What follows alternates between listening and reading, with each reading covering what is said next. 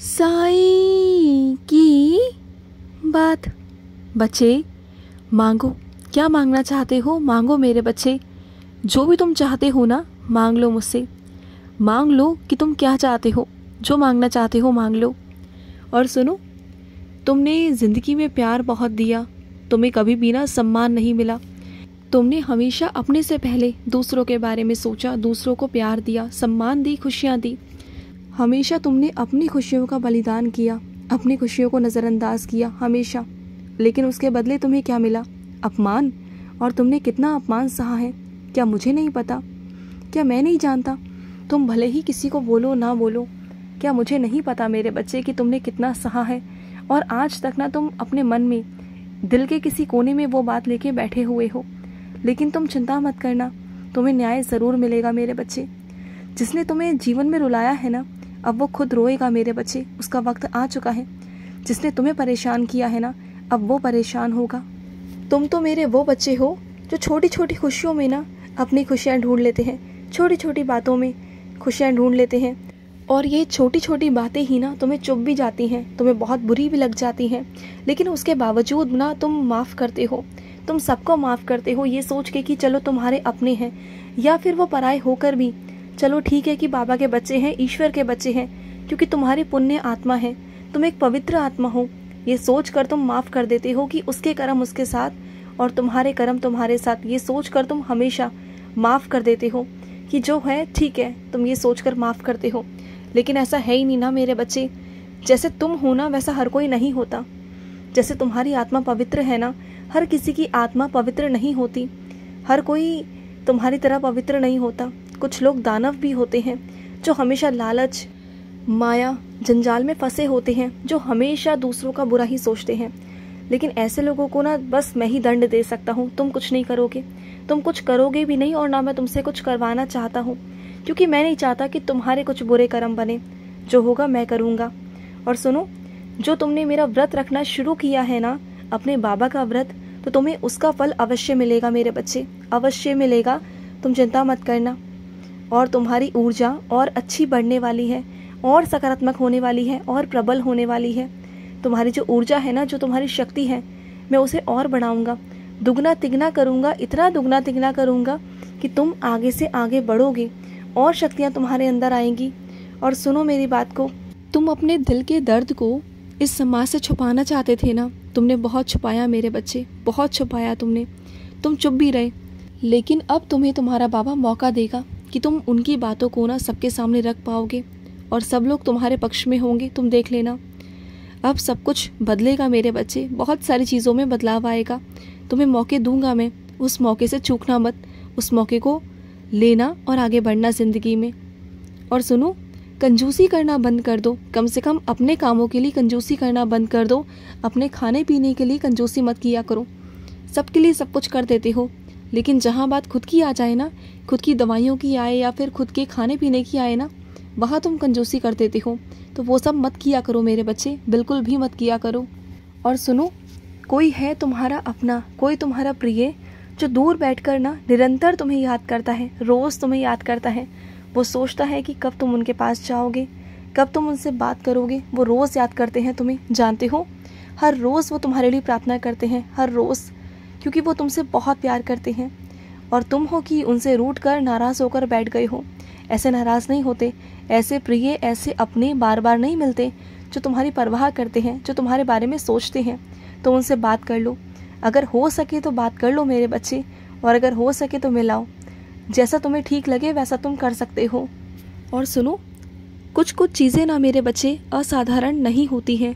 कुछ चीज़ें, कुछ घटनाएं, हर चीज़ के पीछे कुछ ना कुछ कारण होते हैं, जो तुम्हारे कभी कभी कल्पना से बाहर हो जाती हैं, जो अचानक से आ जाती हैं, जो तुम्हें समझ में भी नहीं आता कि ये सब क्या हुआ। तुम बहुत बड़ी दुविधा में फंस जाते हो, जो तुम्हारी कल्पना से भी बाहर होती है कि ये क्या हुआ। लेकिन फिर भी तुम चिंता मत करना, मैं हूँ तुम्हारे साथ। अगर ऐसा कभी हो तो साईं सा चरित्र का आसरा लेना, तुम मेरे नाम का आसरा लेना, सब कुछ ठीक हो जाएगा। तुम्हें लगेगा ना कि यहाँ से रास्ता नहीं, तो तुम्हारे बाबा तुम्हारे लिए रास्ता बना देंगे। तुम बिल्कुल चिंता मत करना। तुम फिक्र क्यों करते हो? तुम्हारे बाबा के होते हुए फिक्र नहीं करनी। भले ही दुनिया के लिए कोई रास्ता नहीं, लेकिन तुम्हारे लिए रास्ते हैं। मैं हूं ना तुम्हारे लिए, तुम्हारा साईं ही एक रास्ता है, तुम्हारा बाबा ही एक रास्ता है, समझ गए। और सुनो, जो स्थिति तुम्हारे विपरीत थी ना, अब वो स्थिति तुम्हारे ही अनुरूप होने जा रही है मेरे बच्चे। सब कुछ तुम्हारे पक्ष में आता जा रहा है, धीरे धीरे करके ना सब कुछ तुम्हारे पक्ष में आएगा। जैसे जल गिरता है ना मेरे बच्चे, और जल को रास्ता अपने आप बनाना होता है, और वो बना भी देता है। जल जब ज़मीन पर गिरता है ना, तो उसे दिशा दिखाने की ज़रूरत नहीं होती, वो अपने आप अपनी चुनौतियों को लेकर ना आगे बढ़ जाता है। अपनी दिशाएं वो खुद चुन लेता है और खुद आगे बढ़ जाता है, उसे किसी के सहारे की ज़रूरत नहीं। और ऐसे तुम भी हो मेरे बच्चे, तुम्हें भी किसी मार्ग को दिखाने की, तुम्हें कोई दिशा दिखाने की ज़रूरत नहीं है। जब तुम चलोगे ना, तो तुम्हें अपने आप रास्ते दिखाई देंगे, अपने आप तुम दिशा बनाओगे। तुम्हारे अंदर इतनी काबिलियत है, इतनी हिम्मत है तुम्हारे अंदर। बस क्या है ना, तुम जिन लोगों के साथ रहते थे ना, वो लोग थोड़े से नकारात्मक हैं, थोड़े क्या बहुत बहुत नकारात्मक हैं। उस वजह से तुम इतने परेशान हो गए थे मानसिक तौर पर कि तुम सही गलत अच्छा बुरा तुम समझ ही नहीं पा रहे थे। लेकिन अब जब तुम बाहर निकल आए हो ना, तो तुम्हारे रास्ते खुद ब खुद बन जाएंगे। तुम्हें कहीं कुछ भटकने, कहीं कुछ करने की ज़रूरत नहीं। और बल्कि जो भी तुम्हारे जीवन में हो रहा था ना, तुम्हारी ऊर्जा जो चली जा रही थी ना, अब वो ऊर्जा तुम्हें मिलेगी, तुम्हें सकारात्मक ऊर्जा मिलेगी। और जहाँ तुम भ्रमित हो रहे थे ना, वो भ्रम तुम्हारा टूटेगा मेरे बच्चे। एक इंसान ने तुम पर ना बहुत बड़ा डर बना के रखा था, उस डर को मैं हटाना चाहता हूँ। उस बुरी सोच को, उस पुरानी सोच को मैं हटाना चाहता हूँ मेरे बच्चे, क्योंकि तुमने बहुत पुरानी सोचों की वजह से ना बहुत कुछ सहा है, और वही पुरानी सोच तुम्हें बार बार परेशान करती है। लेकिन अब नहीं मेरे बच्चे, सोच चाहे पुरानी हो या नई हो, सोच जैसी भी हो, वो सकारात्मक होनी चाहिए। और सकारात्मक सोच मैं तुम्हें दूंगा मेरे बच्चे, तुम्हें दूंगा। और सुनो, निरंतर ज़िंदगी में प्रयास करते रहना, कोशिशें करते रहना, कभी हारोगे नहीं, कभी नहीं हारोगे। और तुम्हारा कोई ऐसा कार्य है जो बहुत समय से रुका हुआ था, अब वो संपन्न होगा। सारी शिकायतें तुम्हारी दूर करूँगा, नकारात्मक ऊर्जाओं को दूर करूँगा, दिव्य शक्तियाँ तुम्हारे आसपास होंगी, सब कुछ तुम्हारे पास होगा, समझ गए। और सुनो, अगर कोई दूसरा ये बोल रहा है ना कि वो काम करना बहुत कठिन है, वो काम करना बहुत कठिन है, तो वो उसके हिसाब से कठिन है, उसकी सोच के हिसाब से कठिन है। लेकिन अगर तुम्हें लगता है कि उस काम को तुम कर सकते हो तो करो, बेशक करो, तुम्हें बिल्कुल रुकने थमने की ज़रूरत नहीं। क्योंकि क्या पता जिस काम में वो अनाड़ी है, तुम उसमें खिलाड़ी हो। हाँ, ये सोचो ना। तो ये मत सोचो कि अगर वो उस क्षेत्र में नहीं गया तो मैं भी नहीं जाऊँगा, अगर वो नहीं कर पाया तो मैं भी नहीं कर पाऊँगा। ये मत सोचो, तुम्हारे साथ तो मैं भी हूँ ना, तो फिर जब मैं तुम्हारे साथ हूँ तो फिर डर कैसा है। तुम्हें अगर रुचि है, तुम्हारा अगर मन है तो करो, बेशक करो, तुम जीत जाओगे। ऐसा कोई काम है दुनिया में जहाँ कोई जीता ना हो? बस लोगों की सोच की बात है मेरे बच्चे, उनकी समझ की बात है। अगर उनकी समझ वहाँ तक नहीं पहुँच रही तो इसका मतलब ये नहीं ना कि तुम्हारी भी ना पहुँचे। तुम करो, कोशिश करो, मैं हूँ तुम्हारे साथ और हमेशा तुम्हारे साथ रहूँगा, हमेशा। और सुनो, कुछ अपने बच्चों के घर पर ना मैं खुद चलकर आने वाला हूँ, खुद से मैं आऊँगा उनके घर पर, और जो भी कुछ उन्होंने मुझसे कहा है ना वो भी पूरा करूँगा, ज़रूर ज़रूर पूरा करूँगा। और अपने कुछ बच्चों से कहना चाहता हूँ कि वो ना नज़रिया पहन कर रखें या फिर नज़र का टीका लगा कर रखा करो, चाहे तुम घर में रहो या फिर बाहर जाओ। घर में भी बहुत सारे ऐसे लोग हैं जो तुम्हें नज़र लगाए रखते हैं, जिनकी हमेशा नज़रें तुम पर ही रहती हैं बहुत सारी चीज़ों में। तो उनसे बचो, उनकी नज़रों से भी बचो। एक बार को तुम बाहर की नज़रों से बच जाओगे, लेकिन घर की नज़रों से नहीं बच पाओगे, क्योंकि 24 घंटे कोई है जो तुम्हारे साथ रहता है और वही तुम पर नज़रें लगाता है।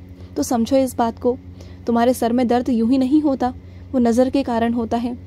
और सुनो, तुम्हारे घर में अगर पैसे नहीं टिक रहे ना, तो सुनो मेरी बात को, जो भी तुम्हारा वेतन है या फिर जो भी तुम्हारे पैसे आते हैं, जहाँ से भी आते हैं ना, उन्हें लक्ष्मी माँ के चरणों में रखो, मेरे चरणों में रखो।